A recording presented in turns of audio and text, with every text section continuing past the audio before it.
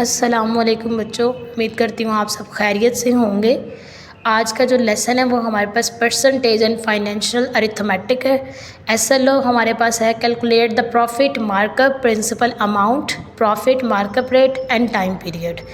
तो ये हमारे पास रिव्यू एक्सरसाइज चल रही है। इसमें हमने प्रॉफिट मार्कअप की क्वेश्चंस करने हैं, प्रिंसिपल अमाउंट के करने हैं, प्रॉफिट के करने हैं, ठीक है, और रेट है, टाइम पीरियड है। तो रिव्यू एक्सरसाइज के हम करेंगे 7 to 17 को। आज हमने रिव्यू एक्सरसाइज 1 उसके क्वेश्चन नंबर 7 से 17 करना है, ठीक है।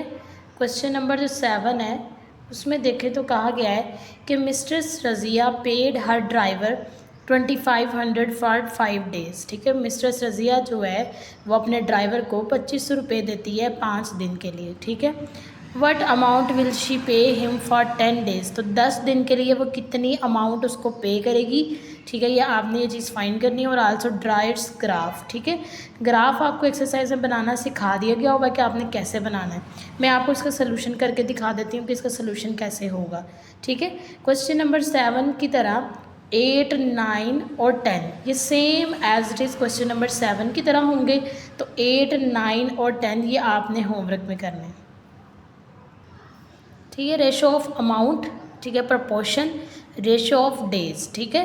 तो देखिए जो रेशो ऑफ अमाउंट है 2500 दे रही है और एक्स हमारे पास अमाउंट है, ठीक है। 5 डेज़ और फिर हमारे पास 10 डेज़ है। तो हम क्या करेंगे, मीन्स को मल्टीप्लाई करेंगे और एक्सट्रीम्स को मल्टीप्लाई करेंगे। हमने ये पीछे फार्मूला पढ़ा था कि product of means equal to product of extremes. Extremes कहते हैं कि बाहर वाली वैल्यूज़ को, मीन्स कहते हैं दरमियान वाली वैल्यूज़ को, ठीक है। जब 5 को x से मल्टीप्लाई करेंगे तो ये क्या होगा 5x, और 2500 को 10 से मल्टीप्लाई करेंगे। 5 यहाँ पर मल्टीप्लाई हो रहा है, इधर आके डिवाइड होगा, 5 1 ज़ा 5, 5 2 ज़ा 10 हो जाएगा। 2500 को 2 से मल्टीप्लाई करते हैं तो 5000 आता है।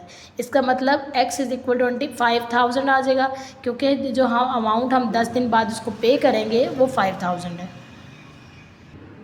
क्वेश्चन नंबर 11 है a factory can manufacture 200 items in a day using 10 machines. 10 मशीनें इस्तेमाल करके एक फैक्ट्री 200 आइटम्स बनाती है, ठीक है। How many items can be manufactured, कितने आइटम्स बना सकते हैं by using 14 machines in 4 days. 14 मशीनें 4 दिन के अंदर इस्तेमाल करें तो हम कितनी इसकी बना सकते हैं, आइटम्स बना सकते हैं। तो अगर हम गौर करें तो यहाँ पे हमारे पास 3 तरह की रेशो चल रही है। जब 3 तरह की रेशोज़ हमारे पास आती हैं तो आपको पता है डायरेक्ट और इनडायरेक्ट का काम हमारे पास आ जाता है, ठीक है। तो अभी हम यहाँ पे डायरेक्ट और इनडायरेक्ट से इसको सॉल्व करेंगे। देखिए डेज़ जो थे 1 थे तो मशीनें 10 थी और आइटम्स 200 थे। फिर डेज़ क्या हो गए 4 हो गई, मशीन्स हमारे पास 14 हो गई और आइटम्स हमारे पास x है। तो जब भी ये x वाली वैल्यू आएगी इसका एरो आपने हमेशा नीचे से ऊपर की तरफ फिक्स कर लेना है।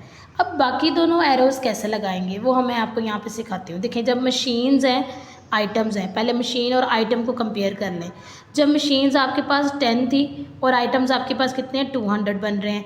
तो देखिए अगर मशीन आपके पास 14 है, अगर मशीन आपके पास बढ़ रही हैं तो आइटम्स भी तो बढ़ेंगी ना, ठीक है। जब सिलाई करने वाली मशीनें ज़्यादा होंगी, लेट सपोज अगर आप आपसे शर्ट्स सिलवा रहे हैं तो शर्ट बढ़ेगी जब मशीनें बढ़ जाएंगी। तो जब एक क्वांटिटी बढ़ती है और दूसरी भी बढ़ती है तो वो क्या होता है डायरेक्ट होता है। तो डायरेक्ट में जब इसका इस एरो के जो हमारे पास डायरेक्शन है सेम हमने इसकी डायरेक्शन भी उस डायरेक्शन में रख देनी है इस एरो की, ठीक है। अब मशीन्स और आइटम्स का हो गया। अब आपने डेज़ और आइटम्स का देखना है। जब डे 1 था आइटम्स 200 थी, जब डेज़ 4 हो गई तो आइटम्स कितनी होगी बढ़ेंगी ना, क्योंकि डेज़ बढ़ गए हैं। इसका मतलब है कि ये भी क्या है डायरेक्ट है। तो इसकी जो डायरेक्शन है वही डायरेक्शन इसकी एरो की हो जाएगी। अब इसको लिखते कैसे हैं, ये जहाँ पे इसकी ये टिप आती है, ठीक है, इसको टिप कहते हैं। जहाँ पे इसकी टिप आती है जैसे x है तो ये x बाय 200 हो जाएगा इक्वल, ठीक है। x वाली वैल्यूज़ को हमेशा ऐसे साइड पे रखेंगे, इक्वल करेंगे, ये 14/10 हो जाएगा मल्टीप्लाई 4/1 हो जाएगा, ठीक है। अब 200 यहाँ पे डिवाइड हो रहा है, उधर जाके मल्टीप्लाई हो जाएगा। 1 0 इस 10 से कैंसिल हो जाएगा। 14 4 96 होता है। 96 को जब आप 20 से मल्टीप्लाई करते हो तो 11 20 आपके पास आइटम्स बन जाते हैं, ये आपके पास आंसर आ जाता है। तो इसका मतलब है 4 दिन हो 14 मशीनें हो तो आपके पास जो आइटम्स बनेंगी वो 1120 आइटम्स बनेंगी। होप सो आपको ये समझ आ गई हो क्वेश्चन की। अब जो क्वेश्चन नंबर 12 है ना वो 11 की तरह है, ठीक है। अगर ये डायरेक्ट का है तो ये इन्वर्स का है। अगर आपको एरोज लगाना आ गया है ना तो डायरेक्ट और इन्वर्स में आपको मुश्किल नहीं होती, ठीक है। जैसे 25 labourers can construct 5 rooms in 18 days, how many days can 10 labourers complete 10 rooms of same size. तो 10 लेबरर्स जो हैं वो कंप्लीट करते हैं 10 रूम्स को सेम साइज़ के अंदर, ठीक है। इसका सेम आपने इसको एरोज लगा के सॉल्व कर लेना है। क्वेश्चन नंबर 13 देखें, ये 12 जो है ये आपने एच वर्क में करना है। 13 देखें, a factory marked price of the articles 25% above the cost price. The cost price of an article is 5000, its selling price is this, find the discount percentage given to the customer.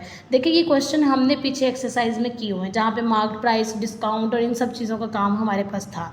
अब देखिए यहाँ पे उन्होंने articles जो है उसकी coast price कही हुई है कि 25% अबव है, ठीक है। और कोस्ट प्राइस आपको दे दी गई है, सेलिंग प्राइस एसपी आपको दी गई है, डिस्काउंट परसेंटेज आपने फाइंड करना है। तो अगर इसके हम फार्मूलाज देखें तो एक तो फार्मूला डिस्काउंट परसेंटेज का हमारे पास ये वाला यूज़ होगा, discount over market price. Market price basically हमारे पास मार्क्ड प्राइस है, एमपी जो है हमारे पास, मल्टीप्लाई 100% है। डिस्काउंट फाइंड करने का फार्मूला आपको याद है कि coast price minus SP price minus coast price minus SP करेंगे आप, ठीक है। वो फार्मूला हमने पीछे किया हुआ, ये दो फार्मूलाज लगा के आप ये क्वेश्चन सॉल्व कर सकते हैं। ऐसा क्वेश्चन हमने पीछे एक्सरसाइज में भी किया है। क्वेश्चन नंबर 14 है, 13 आपने होमवर्क कर लेना है। क्वेश्चन नंबर 14 है, Saeed invest 12,000 eight 8 × 1/2% per year profit. Saeed जो है वो 12,000 अपना इन्वेस्ट करता है और रेशो जो रखती है वो रेट जो रखता है वो ईयर प्रॉफिट हासिल करने का वो ये है। How much would the amount be after 2 years and 6 month, ठीक है। तो 2 साल और 6 माह के बाद कितना टाइम हमारे पास, कितनी अमाउंट हमारे पास होगी, ठीक है। तो इसका क्वेश्चन देखिए 12,000 हमारे पास क्या है, पी है, पी मतलब प्रिंसिपल अमाउंट, ठीक है। पी मतलब प्रिंसिपल अमाउंट। रेट आर आपके पास है 8 × 1/2%। इसको हम फ्रैक्शन में कन्वर्ट करेंगे, बाद में हम इसको पॉइंट में कन्वर्ट कर लेंगे, ठीक है। टाइम आपको दिया गया 2 years and 6 month। अभी तक हमने जो एक्सरसाइज में क्वेश्चंस किए थे उसमें हमेशा हमें टाइम ईयर्स में दिया गया था, तो इसका मतलब हम मंथ्स में नहीं रखेंगे, इसको हम ईयर में कन्वर्ट करेंगे। और आपको पता है 6 मंथ जो है वो हाफ ईयर होता है, हाफ मतलब 0.5 होता है, 2 + 0.5 आपको दे देगा 2.5 ईयर्स, ठीक है। अब फार्मूला क्या था प्रॉफिट निकालने का कि I = I बेसिकली हमारे पास प्रॉफिट और मार्कअप होता है, P × R × T। सिंपली हम यहाँ से पॉइंट रिमूव करेंगे तो 10 आ जाएगा, परसेंटेज रिमूव करेंगे तो 100 आ जाएगा, यहाँ से पॉइंट रिमूव करेंगे तो 10 आ जाएगा, ठीक है। कटिंग देखें 2 0, तीसरा 0 कैंसिल, ये 12,000 के साथ, फिर 2 5 = 10 आ जाएगा, 2 6 = 12 आ जाएगा, 5 1 = 5 आ जाएगा, 5 5 25 आएगा। तो 85 को जब 5 से मल्टीप्लाई करते हैं फिर 6 से मल्टीप्लाई करते हैं तो आंसर आता है 2,550 रुपीज़। ये आपके पास आ गया है प्रॉफिट। अब उन्होंने कहा था कि टोटल अमाउंट कितनी हो जाती है। टोटल अमाउंट मतलब ये जो प्रॉफिट है या मार्कअप है कुछ भी है, इसको हमने टोटल जो प्रिंसिपल अमाउंट है हमारी ये वाली, इसमें हमने प्लस करके बताना है टोटल अमाउंट कितनी होती है। तो जब इन दोनों अमाउंट्स को प्लस करते हैं तो ये 14,550 रुपीज़ हमारे पास आंसर आते हैं। क्वेश्चन नंबर 16 है, ये भी आपने होमवर्क करना है, ठीक है। इसमें ये हम क्वेश्चंस कर चुके हैं पहले ऐसे वाले। क्वेश्चन नंबर 17 जो है उसमें लिखा है Asghar Ali died leaving assets worth this, funeral expenses were this. Sorry question number 16 मैं आपको करवा रही हूँ, क्वेश्चन नंबर 17 आपने होमवर्क करना है। ये जो हमने फ्यूनरल एक्सपेंसेस वाली लास्ट एक्सरसाइज की है ना, ये उसमें से क्वेश्चन है। मैं 16 वाला आपको करवा रही हूँ। Aslam started a business with 35,000 after 3 months। Akram join the business with 4,000 and after 6 months Asghar invested 5,000। देखिए उन्होंने कहा है असलम ने एक बिज़नेस स्टार्ट किया 35,000 के बाद, 3 माह के बाद अकरम ने उसको ज्वाइन कर लिया और उसने इन्वेस्टमेंट की है वहाँ पे 4,000 की, ठीक है। और 6 माह के बाद इन्वेस्ट किया है असगर ने, वो 5,000 किया है, ठीक है। मतलब 3 पार्टनर्स हो गए, असलम हो गया, अकरम हो गया और असगर हो गया। At the end of the year they earn a profit of 1620, find the share of each in the profit. तो उसने कहा कि जो प्रॉफिट है वो उन्होंने जो प्रॉफिट हासिल किया है एट द एंड वो 1620 रुपीज़ है। तो हर किसी का कितना कितना हिस्सा बनता है वो आपने उसको डिवाइड करके बताना है। असलम ने 12 months के लिए इन्वेस्ट किया है, ठीक है, क्योंकि अगर हम टोटल काउंट करें मंथ्स तो वो 12 month बनते हैं, मतलब 1 साल बनता है। 1 साल के लिए उसने 35,100 × 12 उसने इतने पैसे इन्वेस्ट किए हैं। अकरम ने 9 माह के लिए किया है, ठीक है, क्योंकि वो 3 माह के बाद आया था, तो 4000 मल्टीप्लाई 9 जो है वो 36,000 है। तो असलम ने इन्वेस्ट किए हैं 6 मंथ के लिए, जो कि वो 6 माह के बाद आया था, तो 5000 मल्टीप्लाई 6 इक्वल टू 30,000। तो तीनों की अगर हम रेशो बनाएं तो आपके पास बनती है ये। अब 3 0 कैंसिल हो जाएंगे, 4 20 36 30 रह जाएगा। फर्दर कटिंग करेंगे तो 76 और 5 रह जाएगा। सम ऑफ रेशोज़ करेंगे वो 81 आएगा। तो ये हमने पहले किया था कि अगर असलम का शेयर निकालना है तो उसकी ratio divided by total ratio multiply profit. तो जो असलम का प्रॉफिट आएगा वो 1400 आ जाएगा।